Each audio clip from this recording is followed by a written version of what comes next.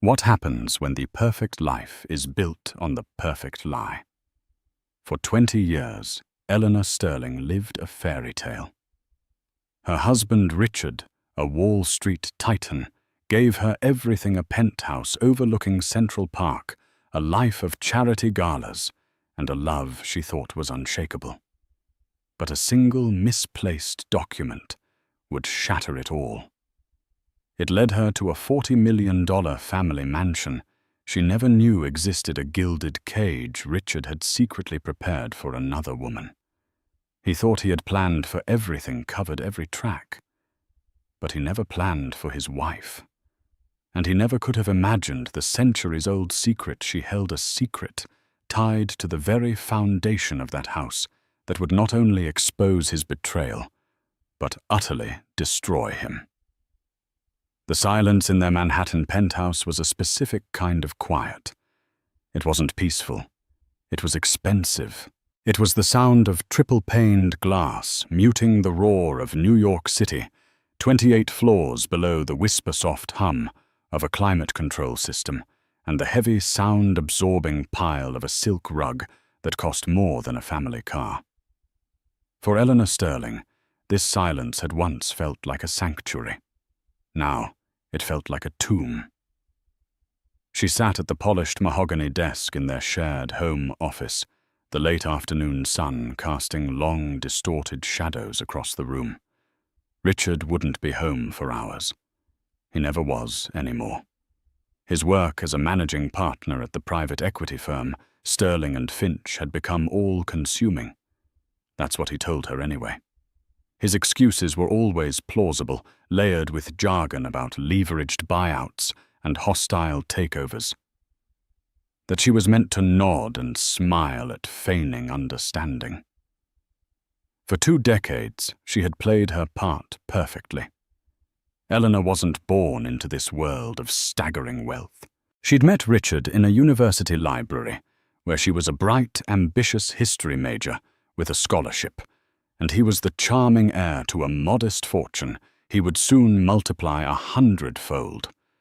He'd been captivated by her intellect and her quiet grace. She, in turn, had been swept away by his ambition and the fierce, protective way he loved her. She put her plans for a PhD in archival studies on hold to support his meteoric rise, becoming the perfect corporate wife, elegant, discreet, and an impeccable hostess. But the man who now came home late, smelling of expensive scotch and a faint floral perfume that wasn't hers, was a stranger.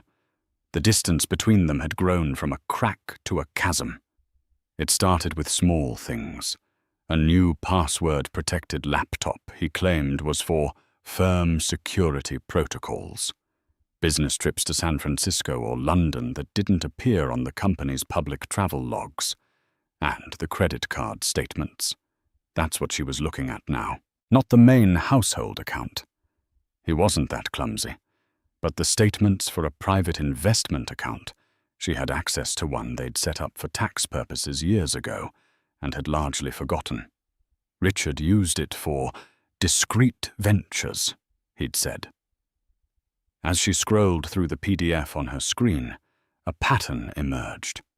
Monthly payments, always the same amount, $75,000 to a holding company she'd never heard of, Blackwood Properties LLC. Then there were other charges, more erratic but equally baffling. Thousands to a high-end interior designer, Charlotte Mayhew, whose minimalist chic style was the antithesis of their own classically decorated home. Charges from antique dealers in upstate New York. A bill for over $200,000 from a landscape architecture firm in Greenwich, Connecticut. Her heart hammered against her ribs. This wasn't a discreet venture. This was a project. A massive, expensive project he was hiding from her. Her first thought, a desperate, hopeful one, was that it was a surprise. Their 20th anniversary was in 6 months. Maybe he was building her a dream country home, a grand gesture to rekindle the dying embers of their marriage. She clung to that thought, a drowning woman reaching for a piece of driftwood. It was so much better than the alternative that was already taking root in her mind, a cold, thorny weed of suspicion. The final piece of the puzzle fell into place that evening. Richard came home just before midnight. His tie loosened a weary but satisfied look on his face. He kissed her cheek, a perfunctory gesture that held no warmth. "Long day, honey," he mumbled, heading for the bar. Closed the acquisition of that biotech firm. It was a monster. "Congratulations, Richard. That's wonderful," she said, her voice even practiced. Later, as he slept, his phone buzzed on the nightstand. He'd forgotten to put it on silent. Eleanor's eyes snapped open. She never touched his phone. It was an unspoken rule, a boundary of privacy she had always respected. But tonight, respect felt like a fool's luxury. Her hands trembled as she picked it up. It was locked, of course, but the notification was visible on the screen. A text message, not from a colleague or a client. The name was simply Isabella. The message read, "The gardenias are perfect. The whole place smells like us. Can't wait for you to be home again. Forever." Gardenias, a landscape architect in Greenwich, a holding company named Blackwood. The driftwood of hope splintered and sank, leaving Eleanor Sterling alone in the cold, dark water of the truth. He wasn't building a home for her. He was building a life with someone else. The silence of the penthouse was no longer just expensive. It was suffocating. It was the sound of her world, so carefully constructed, beginning to crumble. And in the ruins, a new, unfamiliar resolve began to form. She was no longer just a wife. She was a historian, an archivist, and she would dig up every last secret, no matter how deep he had buried it. The next morning, Eleanor moved with a chilling calm that surprised even herself. The hysteria she'd felt clawing at her throat in the dead of night had solidified into something cold and hard. Grief would come later. Now was the time for facts. While Richard was in the shower, she slipped back into the office. Her fingers flew across the keyboard, her mind sharp and focused, channeling the skills she'd honed in the university archives years ago. She was no longer searching for clues. She was conducting an investigation. Blackwood Properties, LLC. A quick search of the New York State corporate database revealed it was a shell company registered just over a year ago. The registered agent was a law firm known for handling discrete transactions for the ultra-wealthy Parker Sloan and Jennings. Richard's personal lawyer, Arthur Finch, no relation to his business partner, was a senior partner there. The connection was direct and damning. The real breakthrough came when she cross-referenced the LLC with Connecticut property records. There it was. A single property, listed under the LLC's ownership, in the most exclusive old money corner of Greenwich. The address was 407 Sterling Ridge Road, the name of the estate Blackwood Manor. A jolt went through her. Sterling Ridge Road. It was a coincidence, surely, but a cruel one. She pulled up the real estate listing from the previous year.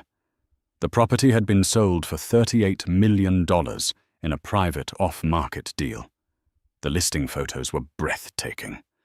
A sprawling stone and timber manor from the Gilded Age, set on 50 acres of rolling hills and ancient woodland.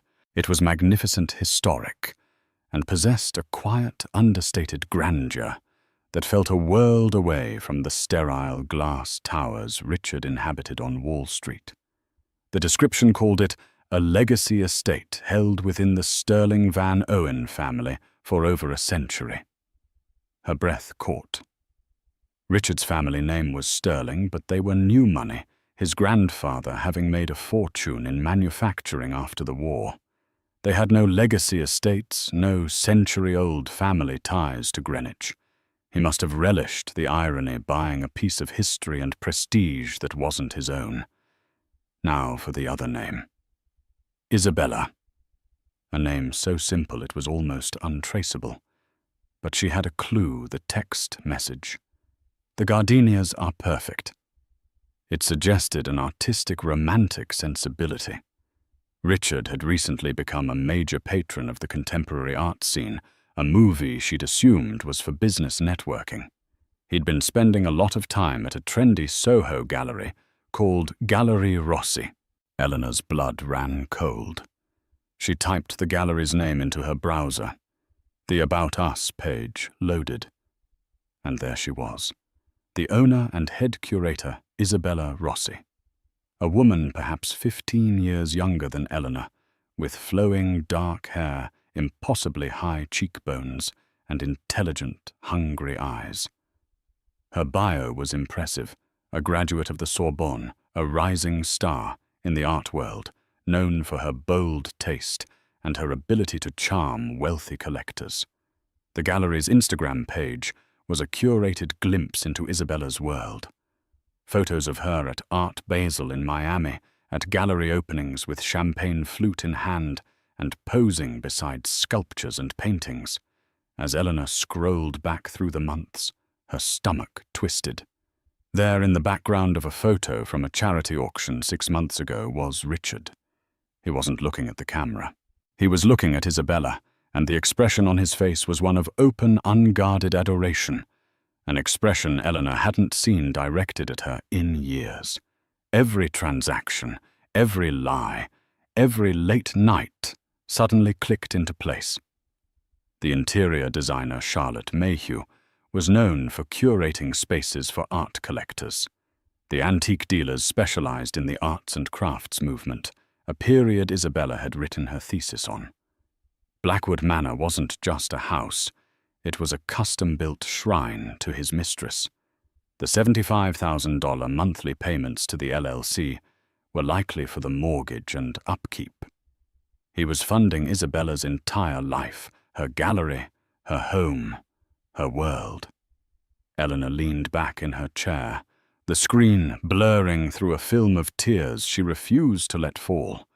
The betrayal was so much more profound than a simple tawdry affair. It was a parallel life meticulously planned and lavishly funded. He hadn't just cheated on her. He had effectively replaced her. He had created a new life with a new woman in a historic mansion while leaving Eleanor to curate the silent museum of their dead marriage. She saved every file, every screenshot, every statement to a secure encrypted drive. This was her evidence, her archive of deceit. As she heard the shower turn off down the hall, she closed the laptop, her expression hardening into a mask of serene neutrality. Richard emerged dressed in a crisp, bespoke suit, looking every bit the master of the universe. "Morning, Ellie," he said, adjusting his watch. "I'll be late tonight. We're entertaining the Japanese delegation." "Of course, dear," she replied, her voice smooth as glass. "Work hard. I'll be here." As he walked out the door, she allowed herself a small, bitter smile. "I'll be here," she thought. "But I won't be waiting." Her PhD may have been abandoned, but her mind was not. She was a historian, and she was about to excavate her husband's life down to the bedrock. And she had a feeling that the secrets buried at Blackwood Manor went deeper than just infidelity. 2 weeks passed in a state of surreal calm. Eleanor operated on a kind of controlled autopilot, every interaction with Richard a carefully rehearsed performance. She was the loving, slightly distracted wife, and he was the powerful, preoccupied husband. Their life continued its charade, a ballet of polite inquiries and practiced smiles, all while Eleanor was secretly amassing an arsenal of information. She hired a private investigator, a discreet ex-NYPD detective named Frank Miller, not to prove the affair she already knew, but to document its scale. Miller's reports were clinical and devastating. Photos of Richard and Isabella entering Blackwood Manor together, hand in hand. Receipts from romantic dinners at Michelin-starred restaurants. A flight manifest for a weekend trip to St. Bart's on a private jet. The evidence was overwhelming, a mountain of deceit that grew larger with each passing day. Eleanor knew a simple confrontation would be a mistake. Richard was a master manipulator, a man who could twist reality and make you doubt your own sanity. He would lie, deny, and gaslight her until she felt like a hysterical, paranoid fool. She needed leverage. She needed something he couldn't talk his way out of.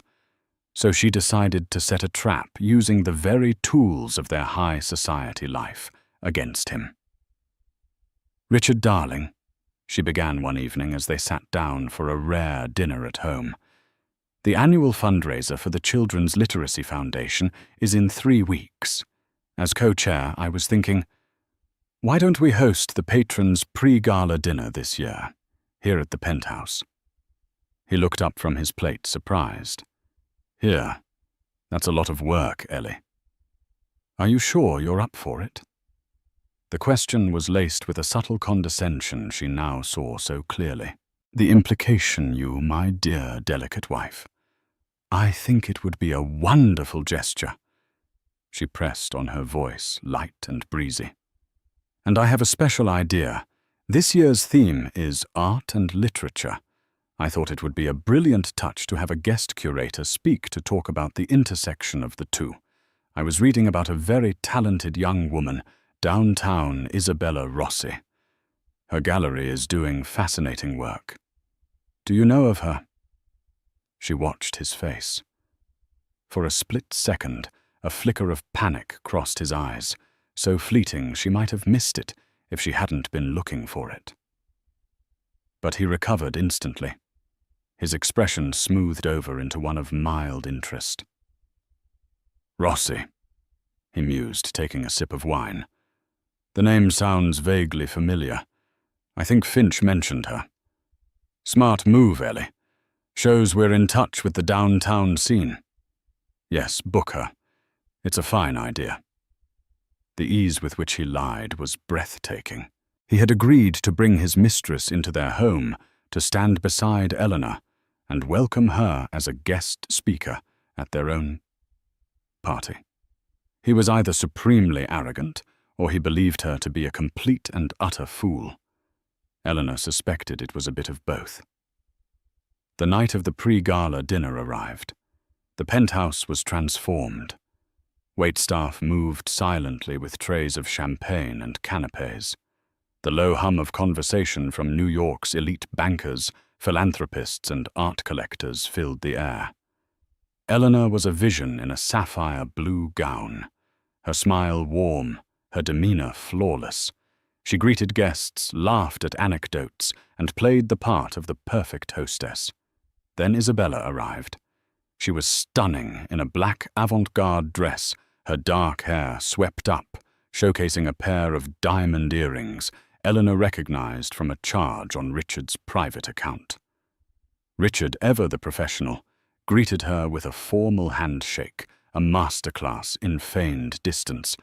"Rossi, a pleasure to have you. My wife, Eleanor, has been so looking forward to your talk." Isabella turned to Eleanor, her smile dazzling. "Mrs. Sterling, thank you so much for this opportunity. Your home is absolutely beautiful." "The pleasure is all ours, Isabella." Eleanor said, her voice like honey. She took Isabella's hand, her grip firm. "Richard has told me so little about you." For the first time, Isabella's poise faltered. A hint of confusion clouded her eyes. Before she could respond, Eleanor guided her towards the crowd. The moment of confrontation came later. Eleanor had planned it with surgical precision. After Isabella's talk, a brilliant and engaging speech on patronage in the arts, Eleanor drew Richard into the quiet of his library, away from the prying eyes and ears of their guests.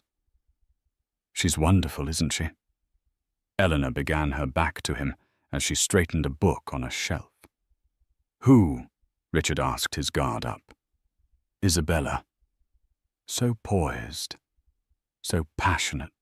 You have excellent taste." He was silent. The air grew thick with unspoken words. "Richard," she said, finally turning to face him, her expression a mask of manufactured concern. "I found something the other day.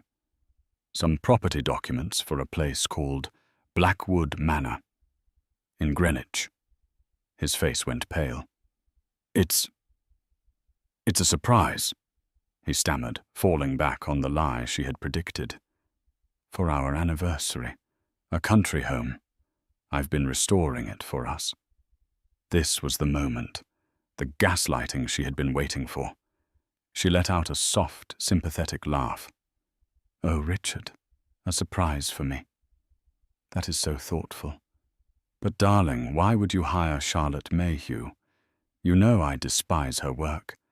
And why are there invoices for a collection of arts and crafts furniture and gardenias planted everywhere?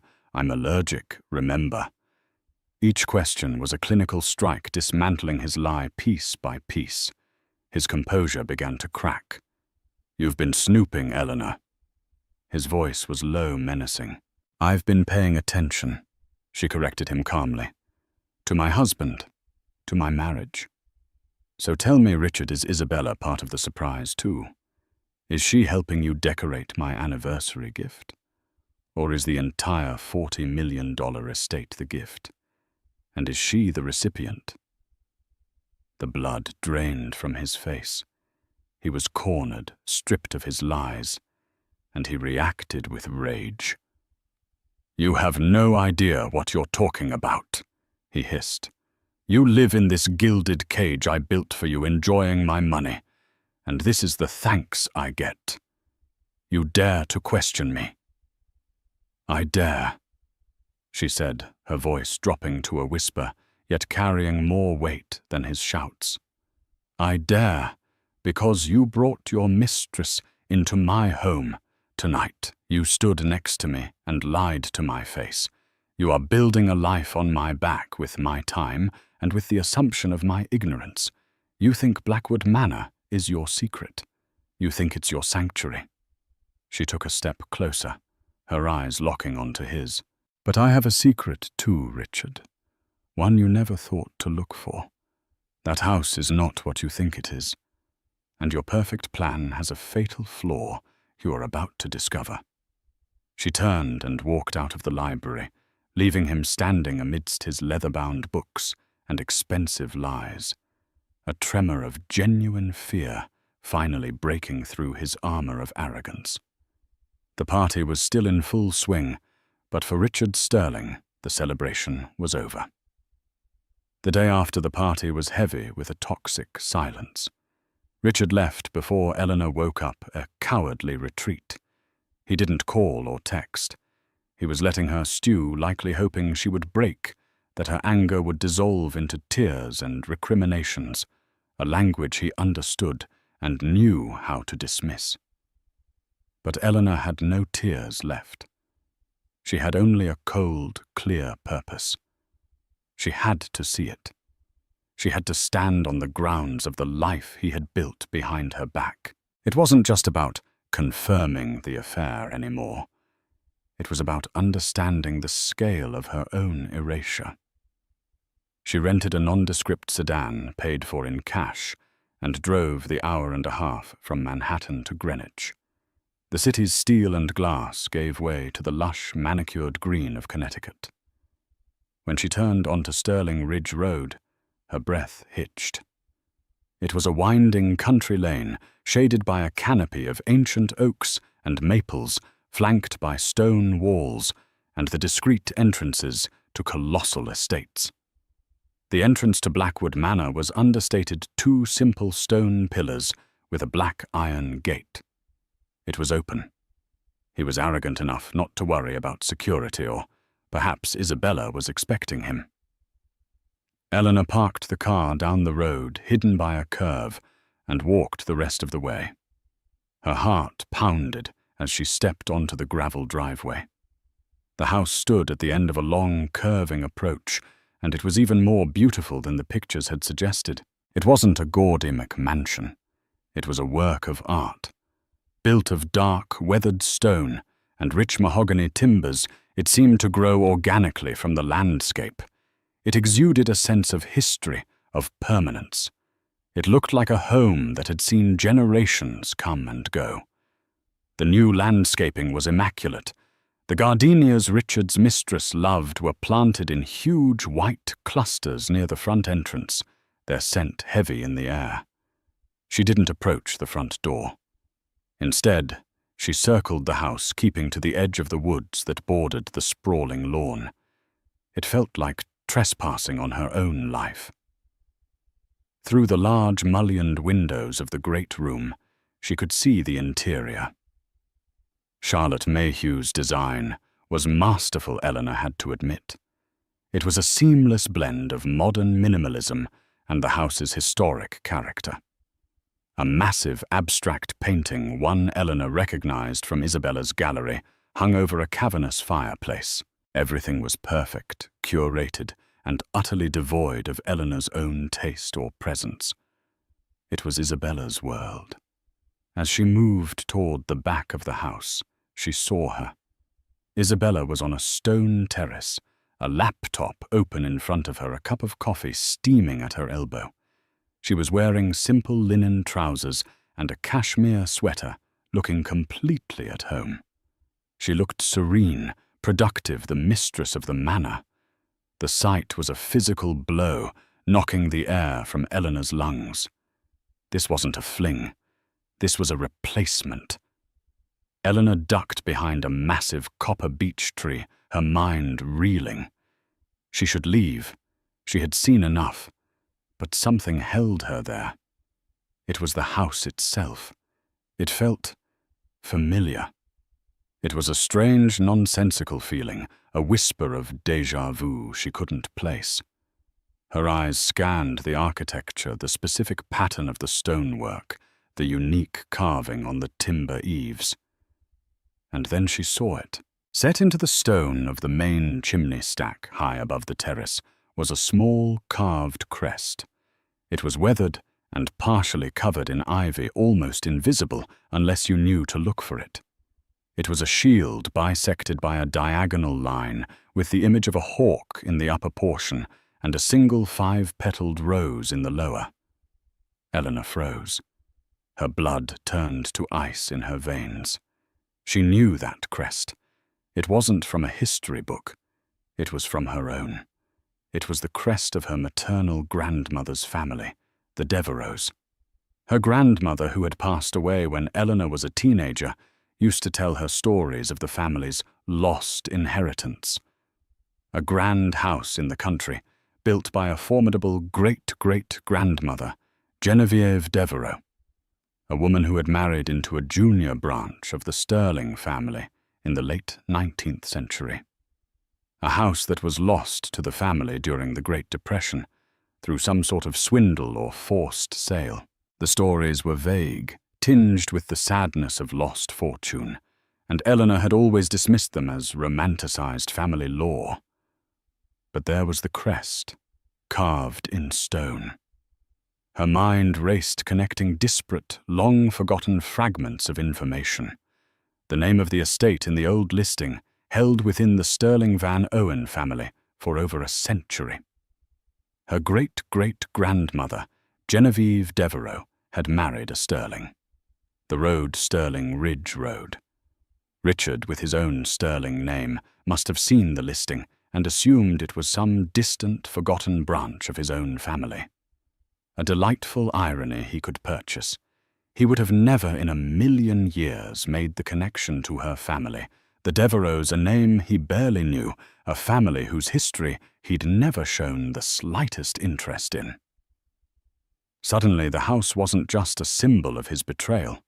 It was something more. It was a ghost from her own past. He hadn't just bought a house for his mistress. In his careless, arrogant ignorance, he had stolen her birthright to do it. A new ferocious energy surged through her. This was no longer just about infidelity. This was about legacy, about history. It was about reclaiming something that had been stolen once from her family a century ago, and now again by her own husband. She backed away slowly, her eyes still fixed on the crest. She had to get to her family's records. The old letters, the diaries, the documents her grandmother had kept packed away in dusty trunks in the attic of her childhood home. She had dismissed it all as sentimental nonsense. Now she realized it might hold the key to everything. Richard thought he was the king of this castle. He had no idea he was just a temporary tenant. And Eleanor was about to find the original deed. Eleanor drove from Greenwich, not back to Manhattan, but 2 hours west to the quiet, leafy town in Pennsylvania where she had grown up. The house, a modest Victorian, had been empty since her mother passed away 5 years prior. Eleanor had kept it unable to part with the last tangible piece of her past, paying the taxes and a caretaker to maintain the grounds. Richard had always found it a nuisance, a sentimental drain on resources. Now it was her sanctuary and her archive. The attic was just as she remembered, hot, stuffy, and smelling of cedar and thyme. Sunlight streamed through a single dusty dormer window, illuminating dancing dust motes. In the corner sat 3 large leather-bound steamer trunks, embossed with the initials GDS, Genevieve Devereux Sterling, her great-great-grandmother. For 2 days, Eleanor lost herself in the past. She worked methodically, her archivist training kicking in. She put on a pair of white cotton gloves and carefully lifted out bundles of letters tied with faded silk ribbons, leather-bound diaries, and folders of brittle, yellowed documents. It was a treasure trove of a forgotten life. She learned of Genevieve, a woman far ahead of her time. Born to a wealthy shipping family, she was fiercely intelligent and independent. She had married Theron Sterling, a man described in her diaries as having a poet's heart but a fool's grasp of finance. It was Genevieve's inheritance, not Theron Sterling family money, that had built Blackwood Manor in 1895. She had designed it herself, alongside the architect, as a sanctuary for her family, a place of art and nature. The story of how the house was lost was more tragic than she'd imagined. After Theron's death, Genevieve's son Eleanor's great-grandfather had fallen prey to a charismatic con man during the Depression, signing away control of the estate in a fraudulent investment scheme. The family was forced out, left with nothing but their personal belongings. The shame was so great that they rarely spoke of it, the story softening into myth over the generations. Eleanor cross-referenced the names and dates with online historical databases and county records she could access remotely. Everything lined up. The Sterling family who sold the house to Richards LLC was indeed descended from that junior branch, but the ownership history between the 1930s and their acquisition was murky, involving a series of questionable transfers. But the real discovery, the one that made Eleanor's heart stop, was not in a diary or a letter. It was tucked into a false bottom of the largest trunk, wrapped in oilcloth and tied with twine. It was a thick vellum document, the ink faded, but still legible, covered in elegant looping script. The seal of a 19th-century law firm was still intact at the bottom. The heading read, "The Blackwood Manor Matriarchal Covenant." It wasn't a standard deed. It was a unique legal instrument drafted by Genevieve herself with a progressive law firm in 1894, just before her marriage, in an era when women's property rights were tenuous at best. Genevieve had created a covenant designed to protect the house from the financial follies of the men in her family. The covenant stated in dense but unambiguous legal language that while the management of the estate could be entrusted to her husband and his male heirs, the ultimate title to Blackwood Manor was to be held in perpetuity for the eldest living female descendant of her bloodline. The title could only be transferred upon the death of that descendant, at which point it would pass to the next in line. It explicitly stated that no sale or transfer of the property by any male heir or trustee would be considered valid without the signed witnessed consent of the designated female title holder. It was an ironclad, unassailable, and deeply feminist document for its time. According to the family tree she had painstakingly pieced together, the last designated title holder was her own grandmother, who had passed away 20 years ago. Upon her death, the title, unbeknownst to anyone, had automatically passed to the next eldest female descendant, her daughter Eleanor's mother. And when Eleanor's mother had died 5 years ago, the title had passed to her. Eleanor Sterling. The woman who thought she had nothing was the rightful legal owner of Blackwood Manor. The documents Richard's high-priced lawyers had executed were worthless. The $38 million sale was a fraud. The family who sold it to him had no legal right to do so. They had possessed a deed of management, perhaps, but not the core title, which had lain dormant and undiscovered like a sleeping dragon for nearly a century. Richard hadn't bought a house. He had bought a lawsuit. Eleanor sank back on her heels, the vellum cool against her trembling hands. The sheer poetic justice of it was staggering. Richard, the titan of finance, the man who prided himself on his due diligence, had made the sloppiest, most arrogant purchase of his life. He was so blinded by the sterling name and the allure of old money that he and his lawyers had failed to dig deep enough. They had traced the patriarchal line of ownership, never once considering the possibility of a matriarchal one. He had built a monument to his own ego and his mistress on land that legally belonged to the wife he so casually disregarded. She spent the next week with a probate and property law specialist, a shrewd, silver-haired man named Alistair Davies, who her father had used years ago. Davies was astounded. He pored over the covenant, authenticated the signatures and seals, and confirmed the unbroken chain of inheritance. "It's magnificent," Davies said, his eyes gleaming with professional excitement. "A legal masterpiece. In my 40 years of practice, I've never seen anything like it. Mrs. Sterling, this document is irrefutable. Blackwood Manor is and has been, for the past 5 years, unequivocally yours." Eleanor felt a profound sense of peace settle over her. It wasn't about the money or the property. It was about the voice of Genevieve Devereux Sterling reaching across a century to right a wrong. Her great-great-grandmother hadn't just built a house. She had built a fortress to protect her descendants. And now Eleanor was ready to use it. She didn't want to just win. She wanted to obliterate him. She wanted to do it on her terms, on a stage of his own making, where the humiliation would be absolute and the victory undeniable. And she knew just the occasion to do it. Richard Sterling was at the apex of his world. He was hosting the annual Sterling and Finch Foundation Gala, the philanthropic event of the season held this year at the Metropolitan Museum of Art.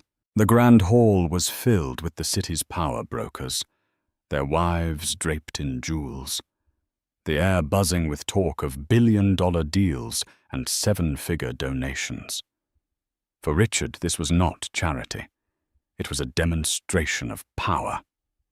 He had managed the situation with Eleanor with what he considered masterful skill. After their confrontation, he had retreated into a strategy of cold professional courtesy.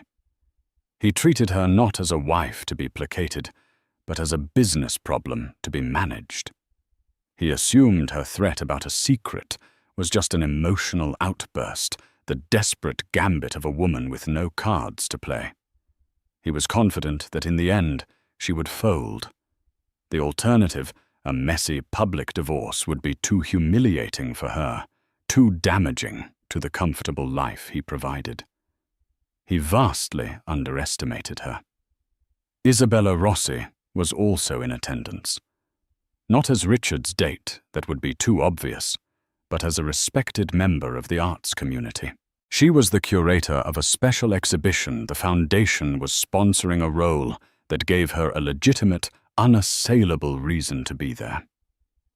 She and Richard exchanged subtle, knowing glances across the crowded room, partners in a secret that made them feel invincible. Eleanor arrived late.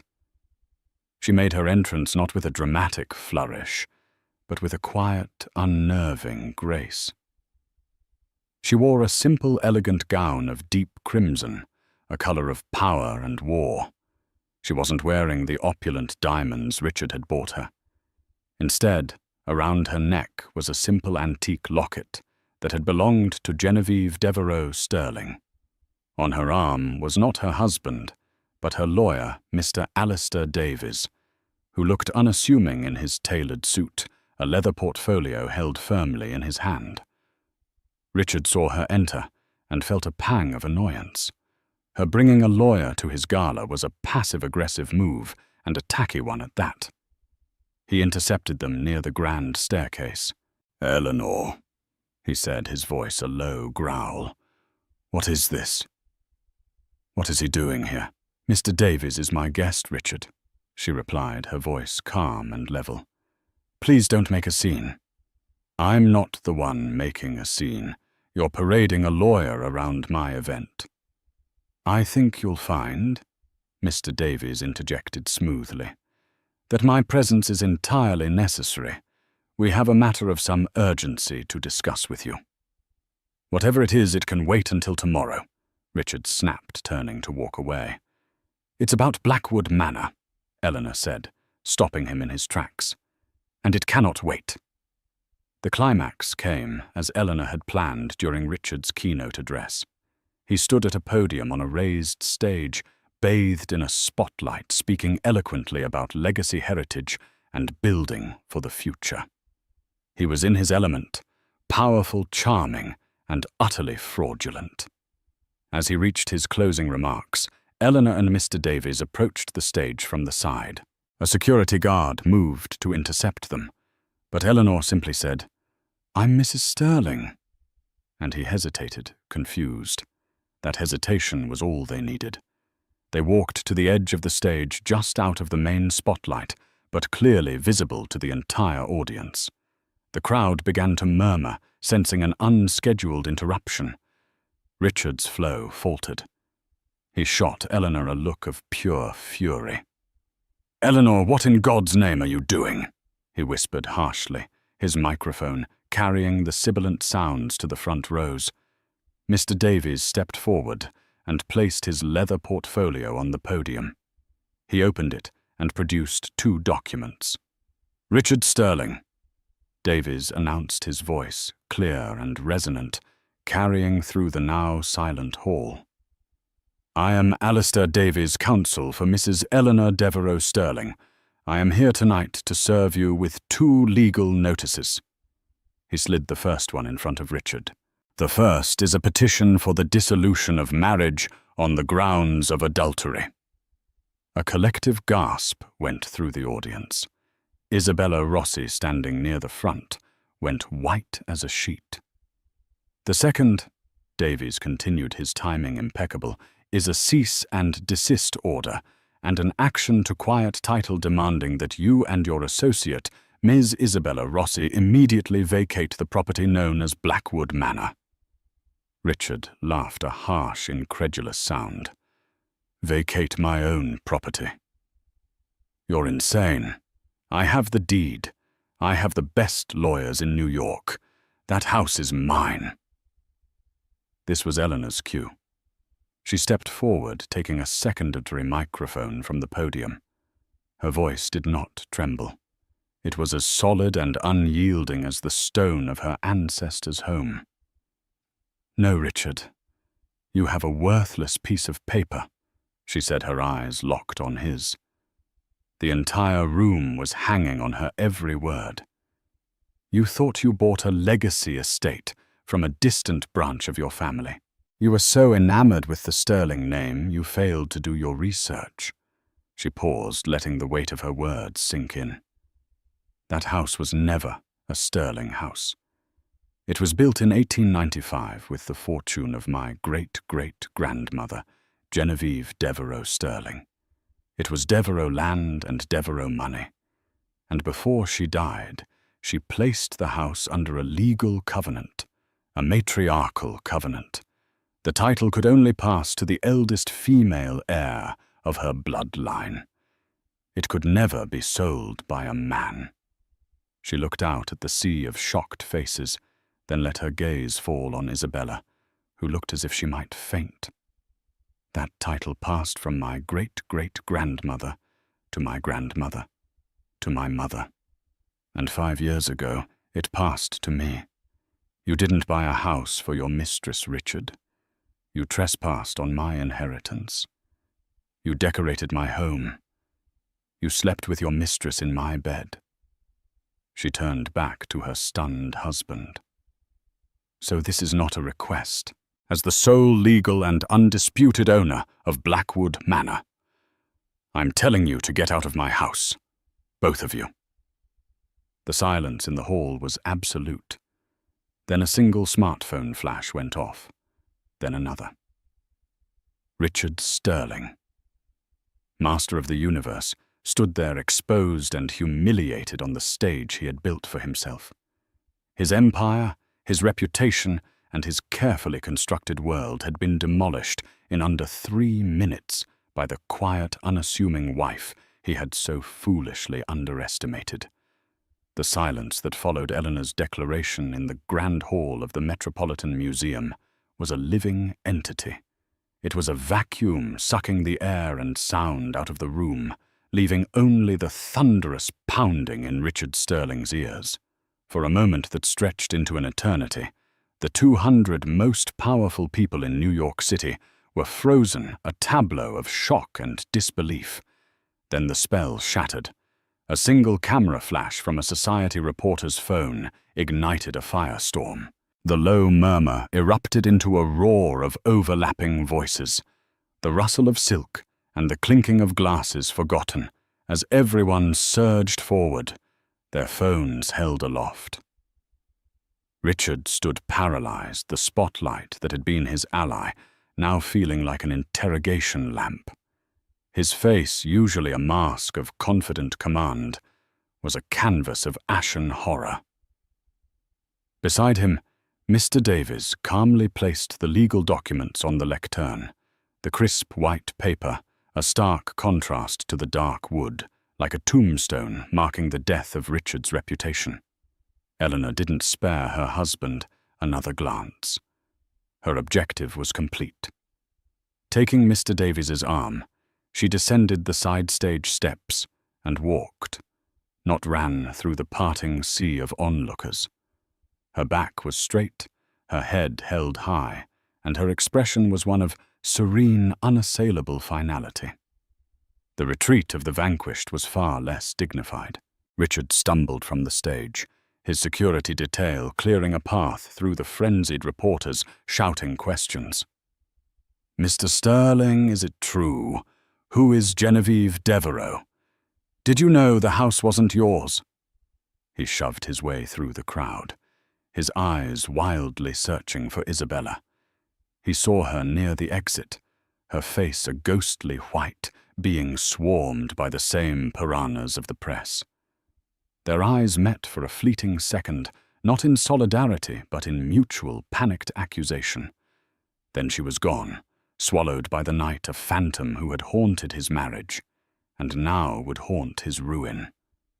The ensuing legal battle was not the swift surrender Eleanor had anticipated, but a brutal, drawn-out war of attrition. Richard, a cornered animal, threw the full force of his remaining fortune into the fight. His lawyers, a ruthless team from a top-tier litigation firm, assaulted the matriarchal covenant from every conceivable angle. They argued it was an anachronistic relic, a form of gender-based discrimination that was unenforceable in the 21st century.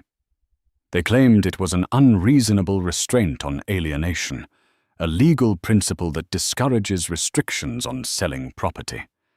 They filed motion after motion, burying Eleanor and Mr. Davies in a blizzard of paperwork designed to drain her resources and her resolve.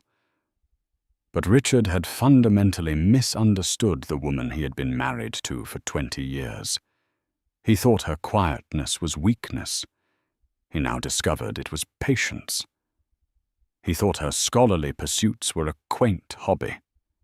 He now found they had forged a mind of formidable, analytical steel. Eleanor became the co-architect of her own legal defense. She spent her days not in spas or boutiques, but in law libraries and historical archives, working alongside Mr. Davies's team. She unearthed legal precedents from the 19th century, supporting the validity of such unique inheritance trusts. She found letters from Genevieve's own lawyers, discussing their intent, providing a powerful, century-old corroboration of the covenant's purpose. She was not merely a plaintiff, she was the lead researcher on her own case. The media circus was relentless.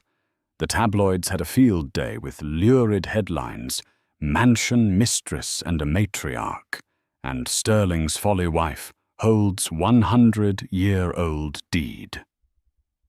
More serious publications like the Wall Street Journal ran in-depth pieces on the staggering lapse in due diligence, questioning how a man entrusted with billions of dollars of investor capital could make such a catastrophic personal error.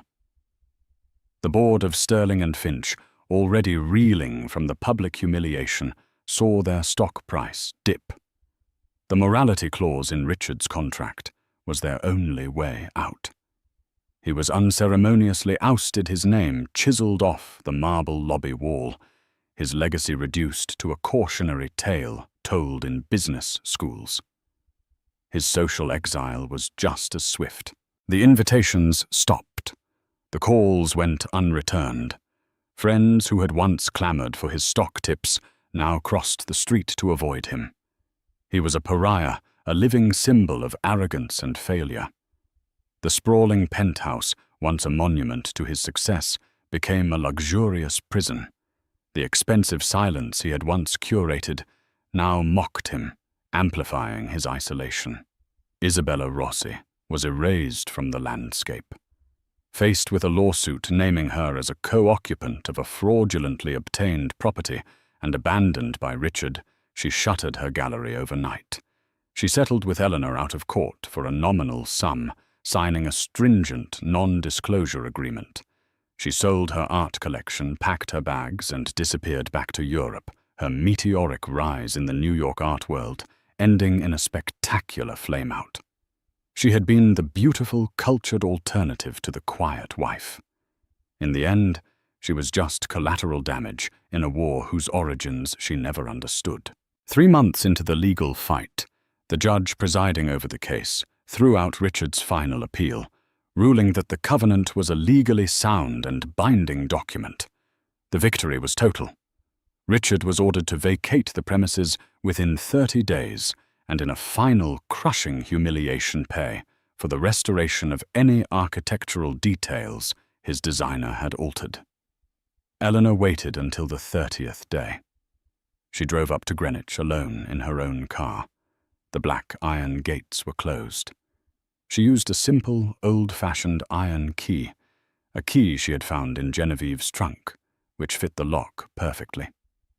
As the gates swung open, she felt not a surge of triumph, but a profound sense of homecoming. Walking through the front door of Blackwood Manor was a surreal experience. The house was empty of life, but filled with the ghosts of the past year. Isabella's minimalist furniture and abstract art were gone, carted away by movers.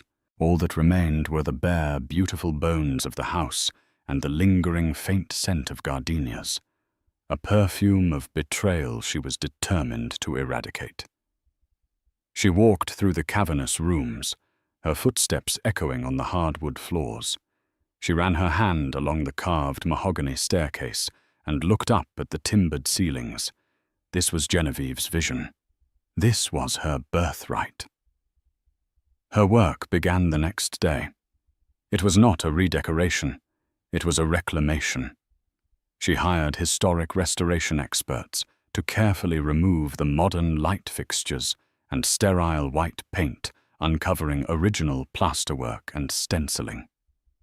She brought the furniture, the portraits, and the books from her family's attic, each piece settling into the house as if it had been waiting for a century to return. A portrait of the fiery-eyed Genevieve Devereux Sterling was hung over the great room fireplace, displacing the memory of the abstract canvas Isabella had chosen. With her victory secure and her home reclaimed, Eleanor found a new purpose. She sold the Manhattan penthouse and poured the proceeds, along with a significant portion of her divorce settlement, into creating the Devereux Sterling Foundation for Historical Preservation. Its mission was precise: to identify, purchase, and preserve historic properties of significance to women's history places whose stories had been overlooked by a history written by men. Blackwood Manor would be its headquarters, a living example of its cause. A year after that fateful night at the Met, Eleanor hosted an event at the manor. It wasn't a gala. It was a symposium. The guests were not bankers and socialites, but historians, architects, academics, and young female students. They gathered on the great lawn, not to drink champagne and network, but to discuss the preservation of heritage and the power of forgotten narratives. That evening, as the last of her guests departed, Eleanor stood on the stone terrace, a glass of wine in her hand. The air was crisp and smelled of damp earth and the hardy English roses she had planted in place of the gardenias. The house was filled with a warm, gentle light, its windows glowing like embers. She was no longer Mrs. Richard Sterling, a beautiful accessory, locked in a gilded cage. She was Eleanor Devereux Sterling, the rightful mistress of this manor, the steward of a legacy. Later in the library, she opened Genevieve's diary to a passage she had bookmarked. "This house is not merely stone and timber," Genevieve had written. "It is a statement. It is a promise to my daughters and their daughters that they will have a place in this world that is unequivocally theirs. A place no man can take from them through folly or through force. It is their fortress.